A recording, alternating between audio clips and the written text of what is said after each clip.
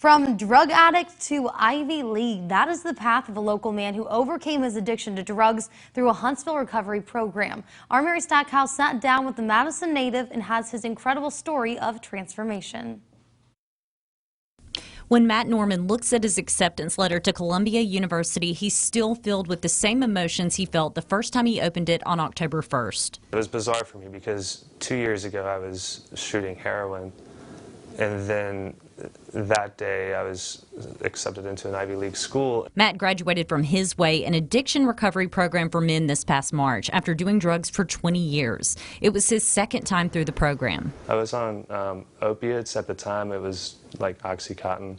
When I relapsed the second time, I went back to heroin. Matt did the year program twice at His Way. The first time I relapsed afterwards and came back about 3 months later.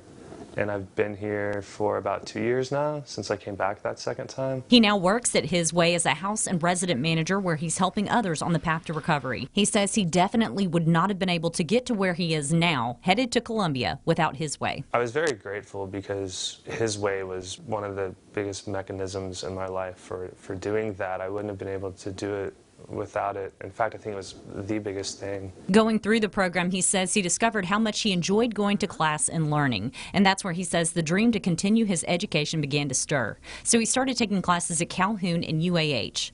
Over the summer, he applied and attended a writer's workshop at Yale. He attributes his ability to dream again and go after those dreams to a key moment his second time in the program. I realized this freedom that I had in sobriety and in Jesus, and that I could do anything in the world that I wanted, and I really started to believe that. Matt's goal is to become a professor, and he also intends to continue helping others battling addiction. Putting the Valley first, Mary Stackhouse, WZDX News.